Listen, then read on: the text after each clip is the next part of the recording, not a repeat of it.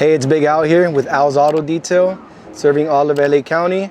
And I'm gonna tell you how I started my detailing business. So I started Al's Auto Detail in 2016. But before that, I was working at a limousine / chauffeur service. And I was actually the porter along with a couple other guys. And there I learned how to clean a car, how to detail and all that. So I actually liked it.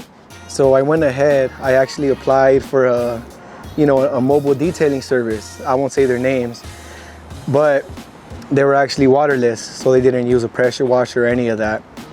And I worked with them for, I want to say, about 2 years.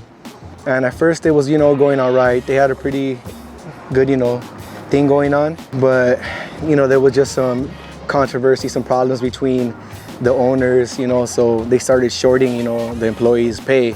Eventually, they fell into a contract with an insurance company, and there was like 500 vehicles that needed to be detailed. They were all sprayed with epoxy from a big construction company that didn't cover, but they didn't know how to remove it. They already weren't paying me, what I deserved and for the hours I worked. So, I spoke to the guy and, I was like, I could remove it for you. And he's like, you know what, go ahead. And then, so I went ahead, I did one vehicle for him and he loved it. He said, you know what, I'm gonna have you handle all the, for 500 vehicles. And the other guys, they couldn't do it anyways.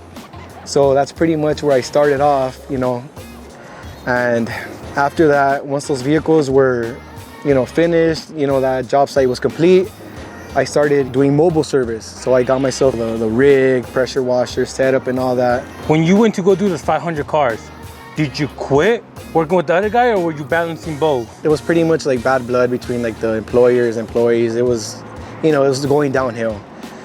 So I actually quit and just started doing this full time. I started that job site full time, and then after that, just detailing full time. And then you were doing your mobile thing. What was the biggest struggle when you first started doing things by yourself? The biggest struggle, I would say, was honestly finding clients. I think that's everyone's biggest struggle, finding clients. Luckily, from that job site, we had some of those people that were like, oh, just come detail my car, clean my car, outside of this. Right. Hey, Big Al, so does this happen a lot where random people come up to you? Yeah, honestly, most of the time they're not gonna book. But this is our dealer client, and we actually handle a lot of the employees' trucks now. So he actually says he's gonna call another guy whose car we do. He wants to discuss and all that. He says they have a lot more cars for us to do, so we're gonna see where that goes. You've been doing this for about 8 years. Where are you at in your business right now? So right now, I would say we're steady. There's enough work for us to stay busy, pretty much like 5-6 days a week. We try not to work like crazy hours, Once I started the business, I always told myself I'm not gonna try to kill myself and overwork myself, It's hard work. The same thing for my employees. I wouldn't want them out here 10, 12-hour days, 7 days a week. So I wouldn't ask that from them either. So, but clientele-wise, we have some, upscale clients, dealership accounts, but we can always handle more. Seems like you're doing this full time. How are you getting business? What are the top 3 ways you're getting business right now? So a lot of the clients we have are honestly just repeat clients, weekly, bi-weekly, monthly, kind of like a revolving effect. So a client that hit us up 2 months, gets it here. A client from, that's weekly just lands on that same week. A week just starts filling up. And how we get new clients, honestly, we just been posting a lot on Instagram, social media. I would say word of mouth actually helps us a lot. Tell us your secret for keeping clients. Because for example, some detailers, they might have a lower clients, but then maybe they raise their prices, or maybe the customer is going through some financial issues. How do you make sure you keep that customer? You get what I'm saying? Yeah. Has that ever happened before where you had a loyal customer and then they dropped you for whatever reason? Yeah, honestly, before COVID, we actually used to have a lot more clients, and a lot of them got scared off. They were asking us, are you vaccinated, and this and that. So a lot of them, stopped using us.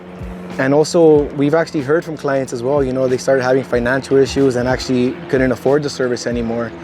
As well as LA is expensive. A lot of our clients moved out of state or just moved to a different city. There's a lot of COVID detailers, you know, COVID baby detailers. How do you think that has affected the detailing market? Good, bad? The Be COVID real, Al. baby detailers Yeah, you know, are the ones that were born and during COVID.